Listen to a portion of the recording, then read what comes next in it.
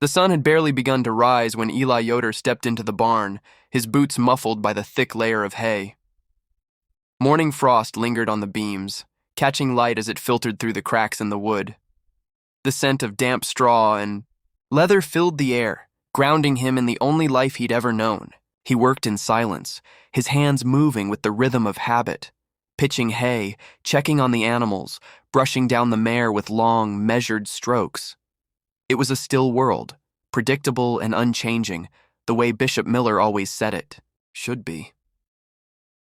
Then the outsider arrived. Eli heard him before he saw him, boots crunching on the gravel path outside, the heavy clang of the gate, a deep voice saying something to Samuel, then laughter. Laughter that felt too loud for this place. Luke Bennett entered the barn like sunlight through a storm cloud, unexpected, unwelcome, and yet impossible to ignore. He wore jeans, work boots, and a flannel shirt rolled up at the sleeves. His hair wasn't cut like theirs, and his eyes scanned the barn like he was seeing it for the first time, not returning to a place he'd been hired to help tend. "This is Eli," Samuel said, clapping his brother's shoulder with pride. "He'll show you the ropes." Eli offered a nod, eyes darting away from Luke's easy grin. "You ever worked a farm?" he asked quietly. Luke chuckled. "Not like this, but I'm a quick learner." Their first task was stacking hay in the loft. Eli showed him how to toss the bales with a hook, how to brace the legs to protect the spine. Luke mimicked him, his movements loose at first, then sharper with each attempt. He smelled faintly of soap and sawdust, not the earth and animal musk Eli was used to. They worked mostly in silence, the only sound the occasional grunt or creak of timber. "You don't talk much, do you?" Luke asked after a while. Eli shrugged. "Ain't much to say." Luke tilted his head, studying him. "Seems like you've got a lot going on in that quiet head." The words lingered, uncomfortably. Personal. Eli avoided his gaze and bent down to adjust a loosened rope. Later, as they sat for lunch on a bench outside the barn, Samuel joined them. He talked mostly to Luke, asking about the town he came from, what he did before this, if he had any intention of joining a church. Luke answered politely, but with a guarded air, like every word was a balancing act. Eli barely ate, more aware than ever of the closeness between them. Luke's elbow brushing his, the scent of sweat and wheat clinging to his shirt, the way his leg bounced slightly as he sat. "You might have to keep an eye on Eli," Samuel joked, elbowing his brother. "He's got Rumspringa coming up, and I think he's thinking about getting wild." Eli gave a tight smile, eyes fixed on the distance. Samuel couldn't know. Not what he was thinking. Not what he was feeling. That night, Eli returned to the barn alone. He told himself it was just to check on the lantern oil, maybe to fix the latch that had started to splinter. But he sat in the hayloft longer than he meant to, listening to the night hum beyond the walls. Somewhere below, a horse shuffled in its stall. He pressed his palm to the rough beam beside him, trying to ground himself. Then he heard the door creak. Luke stepped in, silhouetted by moonlight. "Couldn't sleep," he said, voice low. "Too quiet." Eli didn't answer, didn't move. Luke climbed the ladder without asking and sat beside him, their knees brushing in the small space. For a while, neither of them spoke. Crickets sang outside, and the air was thick with silence. "I've never met anyone like you," Luke said. Finally. Eli turned to him. "You don't know me." Luke smiled faintly. "Maybe not, but I want to." Eli looked away, heart thudding louder than he wanted to admit. He stood quickly, brushing the hay from his trousers. "It's late. I got morning chores." Luke didn't stop him, but his voice followed Eli down the ladder like a tether. "Night, Eli."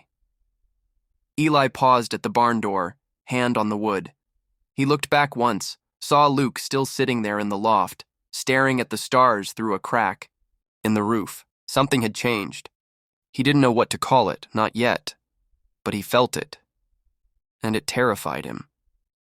Rain tapped gently on the barn roof, a soft percussion that filled the silence like a secret trying to speak. Eli stood alone, fingers tracing the edge of a wooden beam, his pulse quiet but quick.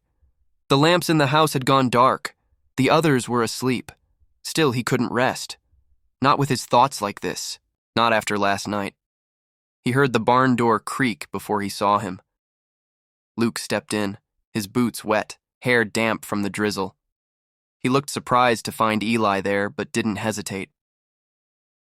"Didn't think I'd find you awake," he said, his voice low, thickened by the hush of night. "I don't sleep much lately," Eli replied, not turning. Luke closed the door behind him, sealing them in the warmth of old timber and quiet breath. "Neither do I," he murmured. They stood there for a moment, suspended between words. The light from Eli's lantern carved shallow shadows across Luke's face, catching on his cheekbones and jaw, making his expression harder to read, or maybe just more honest. "I keep thinking about things I shouldn't," Luke said, moving toward the ladder. "Mind if I come up?" Eli didn't answer, but he stepped aside. The hayloft was warmer than the air below. The scent of dried alfalfa was thick, and the wood creaked gently beneath their weight.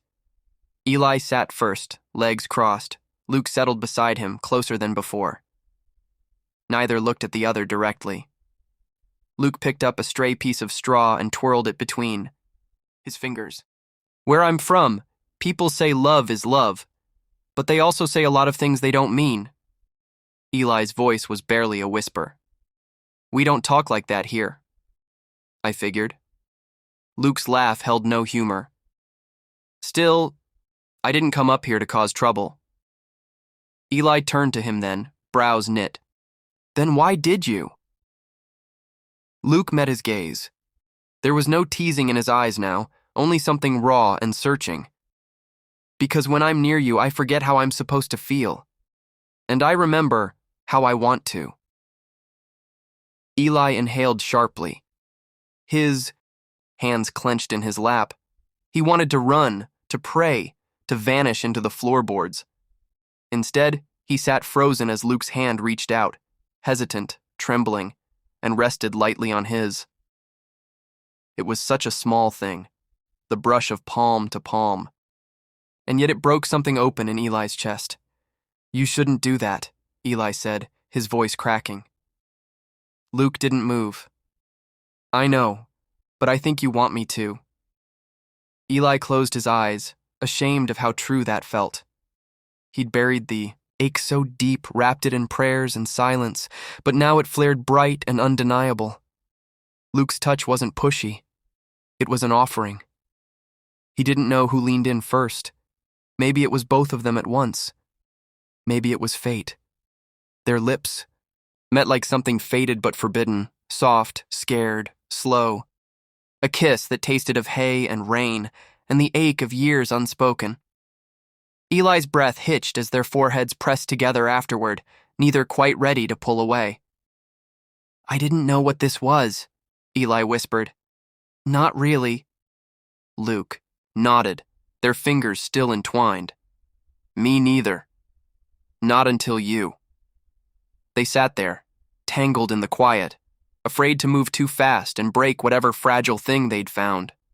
Then came the sound of footsteps outside. Both froze. Heavy, boots against gravel. A voice, Samuel's, calling Eli's name, rough with sleep. Panic surged through Eli. He pulled back, scrambling to his feet, brushing hay from his clothes with frantic hands. Luke stayed still, eyes wide but calm. "You should go," Eli hissed. Luke nodded. "Okay." But Eli didn't move.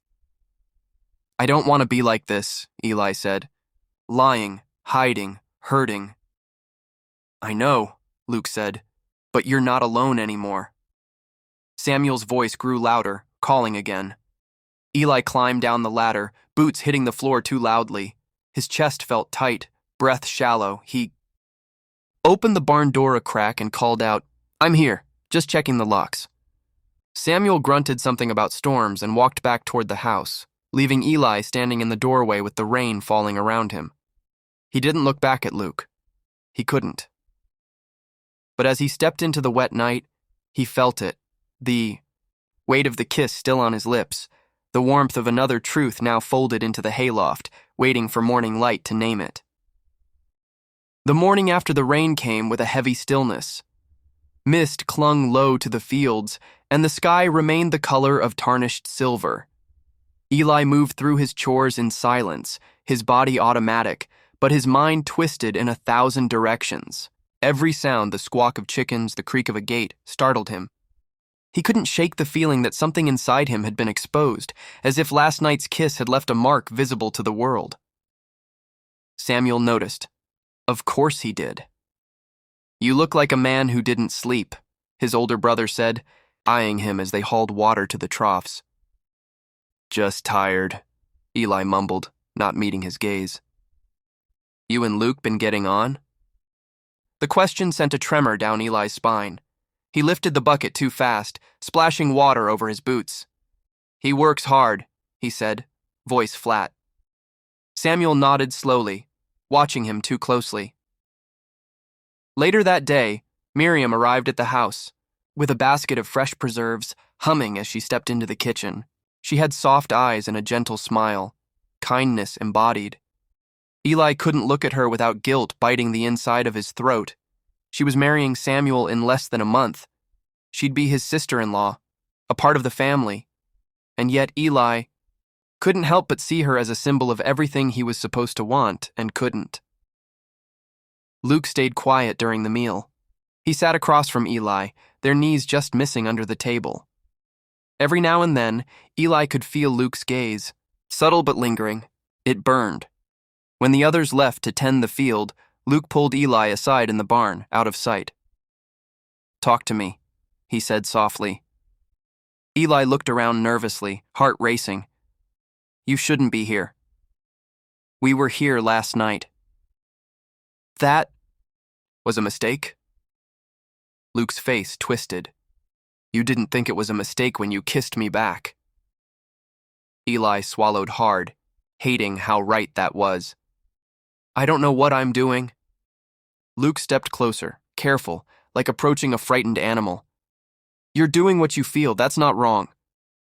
"I made a promise to God," Eli whispered, fists clenched. "To my family. I can't just turn away from everything I've been raised to believe." Luke reached out and touched his arm, gently. "I'm not asking you to turn away. I'm asking you to choose what makes you whole." Before Eli could answer, the barn door opened. Samuel stood in the entrance, eyes narrowing as he took in the scene, Luke's hand on Eli's arm, the closeness, the guilty space between them. For a moment, no one moved. "What's going on?" Samuel asked, voice sharp and unfamiliar. Eli stepped back quickly. "Nothing, just talking." Samuel looked at Luke. "That so?" Luke nodded. "We were just talking." Samuel didn't look convinced. He walked deeper into the barn, eyes flicking from one to the other. Then he saw it. Eli's handkerchief, crumpled in the hay, half hidden near the loft ladder. His gaze froze. The silence thickened. He turned to Eli. "You gonna tell me the truth now, or do I have to drag it out of you?" Eli couldn't speak. His throat locked. His shame echoed through the silence like a bell. "You brought shame into this house," Samuel said, each word heavier than the last. "Do you even know what you've done?" Eli trembled. "I didn't mean—" "You did it." Luke stepped forward. "This is my fault too." Samuel ignored him. His eyes stayed on Eli. "You'll confess to the bishop. You'll work in silence until your sin is gone." Eli's voice cracked. "It's not a sin if it's love." Samuel's face went white. "Don't say that. Don't dare." Luke reached for Eli's hand. "Come with me. We can leave. Start fresh somewhere else." Eli's heart slammed in his chest. He looked at Samuel, his brother, his blood, and then at Luke, who offered something terrifying and real. I can't, Eli whispered. Luke's shoulders fell.